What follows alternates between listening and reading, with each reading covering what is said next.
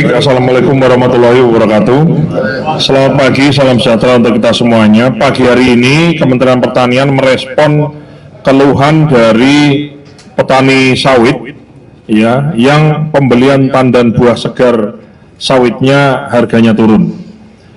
Nah, ini kemudian kami melaksanakan rapat diinisiasi oleh Kementerian Pertanian seluruh eselon 1, khususnya bidang perkebunan tadi hadir, Pak Sekjen, kemudian kami mengundang gabungan pengusaha, GAPKI, kemudian juga beberapa asosiasi petani sawit.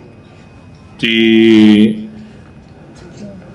sini hadir, kami juga mengundang Satgas Pangan Polri, ya, Brigjen Polisi AD Simanjuntak juga untuk ikut rapat bersama kita dalam kaitannya merespon turunnya harga tandan buah segar sawit selepas adanya pengumuman dari Presiden terkait peraturan pemerintah yang baru terhadap kebijakan satu pintu ekspor sumber daya alam, di dalamnya ada komoditas sawit.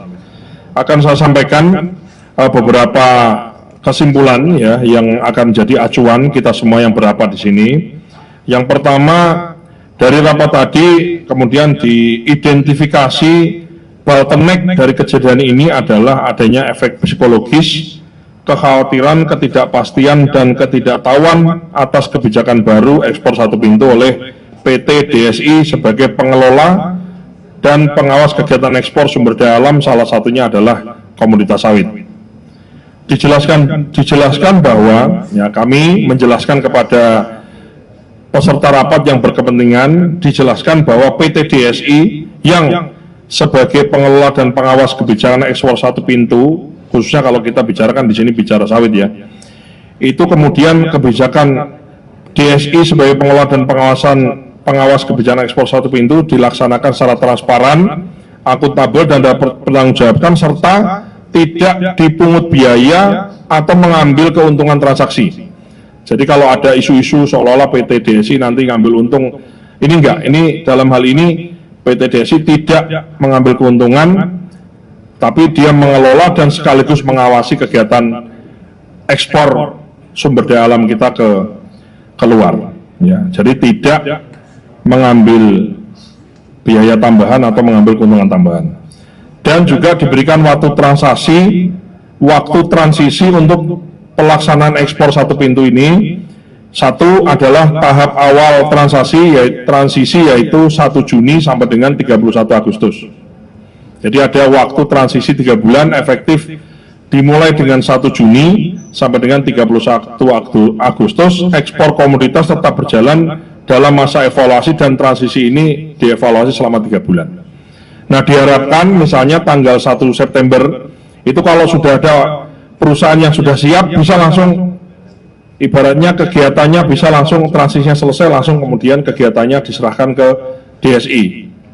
Sekali lagi, DSI tidak mengambil keuntungan, hanya mengelola dan sekaligus mengawasi kegiatan ekspornya. Nah, diharapkan dari mulai 1 tadi masa transisi ini, kemudian kita evaluasi 3 bulan, kita evaluasi seterusnya, maka tanggal 1 Januari 2027 implementasi penuh itu kemudian dilaksanakan.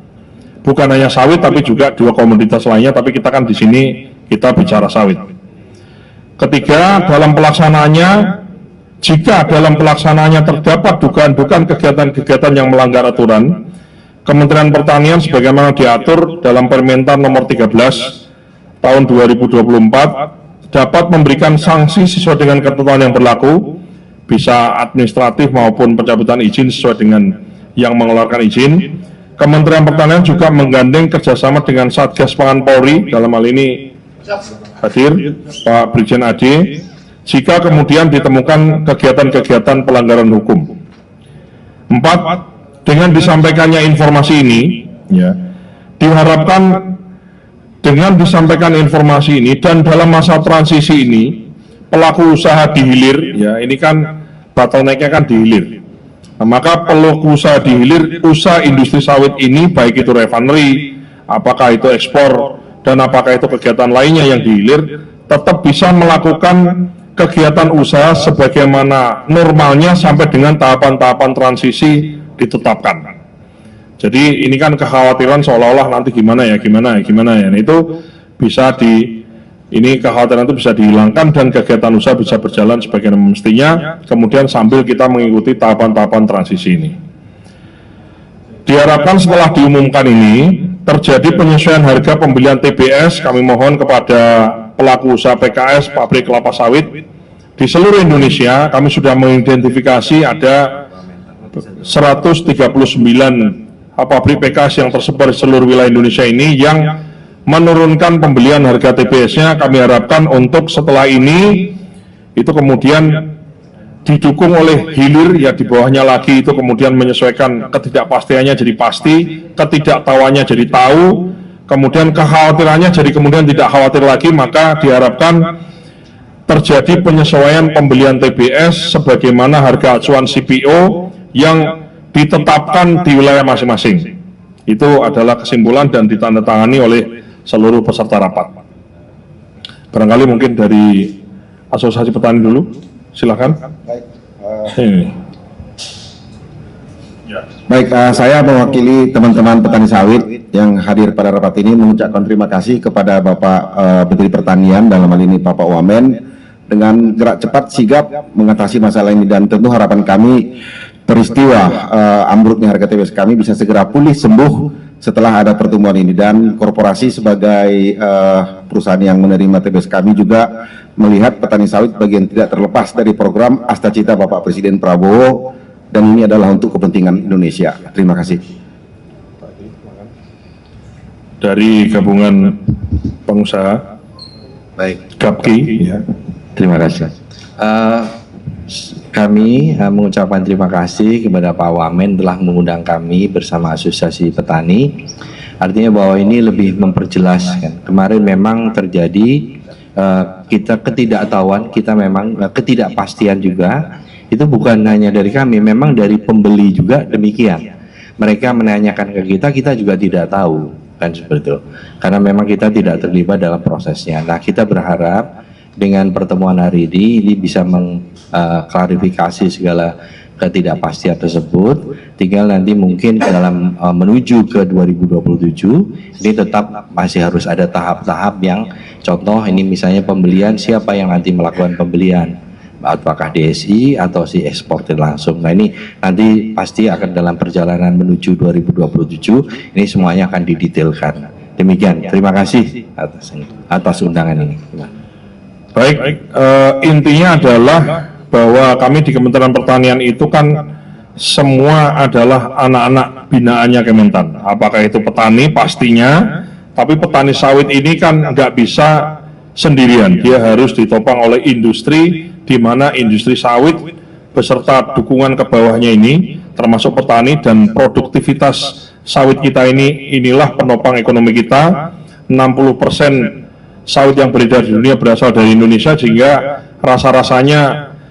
rasa-rasanya ini harusnya baik untuk kita, kebijakan ini baik untuk petani, baik untuk pengusaha. Hanya masalah transisi dan kemudian banyak efek psikologisnya ini kemudian bisa kita jelaskan, dan tahapan-tahapan transisi dan lain-lainnya tentu saja pasti pemerintah tidak mungkin mengorbankan kepentingan ekonominya, tidak mungkin mengorbankan petaninya, dan tidak mungkin mengorbankan industrinya, karena tidak ada petani yang bisa jualan kalau industrinya tidak bisa kita dukung. Nah, kami berharap setelah ini ya kepastian ini, dan juga nanti akan ada disusul rapat-rapat teknis Pak Edi dan kawan-kawan semua, mungkin barangkali asosiasi petani bisa ikut. Nanti saya akan usulkan supaya barangkali ada dengar sendiri seperti apa keputusannya atau transisinya seperti apa, sehingga adanya kepastian, tidak ada lagi kekhawatiran, dan kemudian menumbuhkan kembali itu tadi, semua berjalan dengan baik dan TBS bisa dibeli dengan baik. Terakhir, pemerintah dipastikan tidak akan kehilangan atau kehabisan langkah. Ya, sumber daya alam kita melimpah, kita ekspor besar, hanya memang masih terdapat praktek-praktek oknum-oknum yang dirasa itu kemudian merugikan kepentingan nasional kita. Adanya dugaan transfer pricing dan juga under invoicing dan lain-lain yang kemudian melatar belakangi diberlakukannya peraturan ini. Yang jelas ini baik untuk perekonomian kita yang dulunya pengusaha baik pasti tidak akan dirugikan apapun. Yang selama ini melakukan kegiatan usaha dengan baik pasti tidak akan mengalami kerugian apapun, bahkan harusnya banyak adanya bantuan dan pertolongan. Nah, tentu saja menjadi tantangan dan juga menjadi sebuah berita buruk tentunya bagi pengusaha atau bagi pelaku usaha yang selama ini itu kemudian melakukan kegiatan-kegiatan yang tidak baik. Tapi kan negara harus kita tertibkan ini semua demi keadilan ekonomi yang lebih bisa dirasakan oleh seluruh rakyat.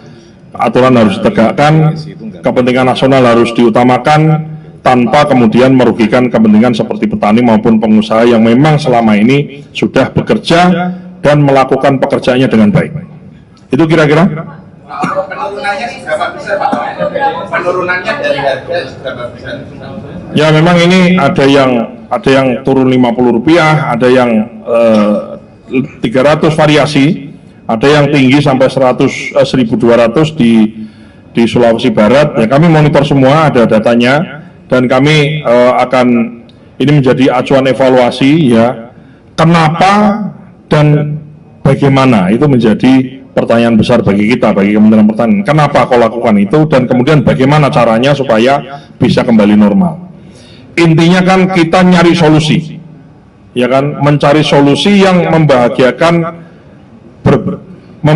semua pihak, baik itu produsen dalam hal ini petani maupun dari sisi industri, baik di industri turunan pertama, kedua sampai dengan di ujungnya bottleneck-nya kalau misalnya ada di hilir tadi disampaikan seperti kata Pak Edi. Hilirnya misalnya khawatiran baik itu importir masih khawatir dengan kebijakan baru, ya harus disampaikan. Siapa yang menyampaikan? Ya industri itu sendiri yang harus menjelaskan juga. Selain juga keterangan seperti kami, saya sebagai penyelenggara negara, sebagai wakil menteri, itu kemudian bisa dikutip dan menjadi satu pernyataan yang sah yang bisa diambil menjadi sebuah pertimbangan bagi pihak lain, baik itu dalam negeri maupun pihak lain yang ada di luar negeri. Kira-kira. TBS itu gini, mekanismenya ini buat pengetahuan media dan bisa dijelaskan. TBS itu sesuai dengan Permentan, itu harga, ketetapan harganya itu berdasarkan provinsi masing-masing. Nah, ketetapannya itu adalah hasil dari kesepakatan antara Pemda, kemudian dari industri. Dari industri itu mencantumkan harga pembeliannya dia, kemudian harga ini itu semua dicantumkan, termasuk asosiasi petani di situ. Sehingga harga acuan atau harga ketetapan yang ditetapkan di masing-masing provinsi itu sudah membuat make everybody happy.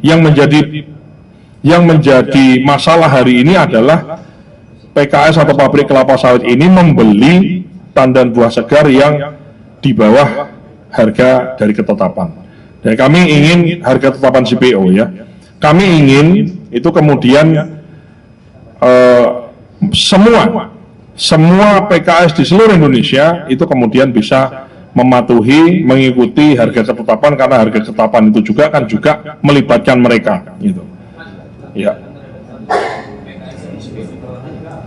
Ya ini kan kita beritahu, ya kan. Nah nanti tentu saja kita evaluasi, kita kalau perlu kita panggil. Masalahnya di mana, apa persoalannya, ya kita lihat. Yang jelas kami selalu punya hati itikat baik lah, bahwa tidak semua orang itu kemudian punya niatan jahat lah gitu. Tapi kalau ada yang tadi salah satu kesimpulannya, kalau ada misalnya kesengajaan dan lain-lain yang merugikan kepentingan dan adanya pelanggaran, tentu saja akan ditindak sesuai dengan aturan, apakah sanksi administratif dan lain-lain tadi itu. Oke? Ya kalau bisa sih nggak usah pakai dugaan pelanggaran, ini sudah tertib semua lah, kita harapannya seperti itu. Ada mekanismenya, ini kan masa transisi sekarang ya.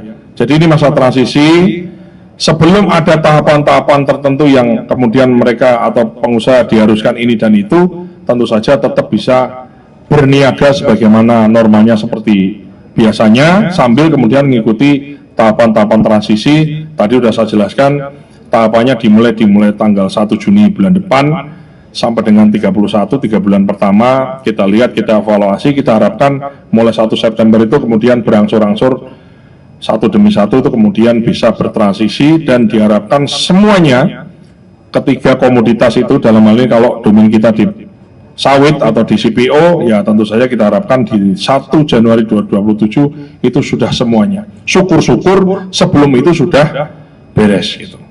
Dan kami membuka komunikasi Pak Edi dan kawan-kawan semua termasuk Asosiasi Petani, Kementerian membuka komunikasi apa-apa yang barangkali perlu untuk kami lakukan tindakan, kami siap untuk menerima masukan. Gitu ya kira-kira ya. Ya. Pasti seterusnya ya. Semua untuk semua ya. Untuk memberikan kepastian ya, transparansi dan lain-lain. Penurunannya. Memang begini, fenomenanya itu untuk petani plasma atau petani mitra itu relatif sejauh ini lebih stabil karena dia ada kepastian pembelian dari pabrik kelapa sawitnya karena dia sudah punya kontrak mitra. Ini yang menjadi persoalan adalah mayoritas petani sawit kita ini adalah petani swadaya, dia punya kebun sendiri dan dia menjual secara, jadi tidak ada ikatan kontrak farmingnya tuh nggak ada gitu loh, sehingga itu yang kemudian harganya banyak yang turun. Nah, kita harapkan baik itu swadaya, baik itu mitra, kedua-duanya adalah petani kita yang harus mendapatkan pembelian dengan baik. Kami juga mendorong sebagaimana tadi tambahan dari hasil rapat tapi tidak dituangkan di sini, itu kita mendorong petani swadaya itu kemudian pelan-pelan berangsur-angsur bisa menjadi petani mitra sehingga punya kepastian pembelian baik harga maupun tempat dia menjual. Jadi punya kepastian penjualan, di mana dia punya kepastian harga jual dan dia punya tempat menjual karena dia punya kontrak kemitraan dengan pabrik kelapa sawit. Tentu saja disesuaikan dengan tadi dari sisi industri juga. Kalau semua mau dimitrakan, tentu saja ada kapasitas pabrik yang barangkali tidak bisa sebesar dari. Nah itu nanti kita hitung semua. Nah yang belum bisa bermitra di mana dan seterusnya kita petakan. Kemudian silakan. Jadi kita berusaha supaya tidak ada ke depan tidak pabrik kelapa sawit itu kemudian harus punya kebun dan atau bermitra dengan petani kelapa sawit. Ya. Jadi kalau sekarang ini memang mayoritas itu adalah petani swadaya.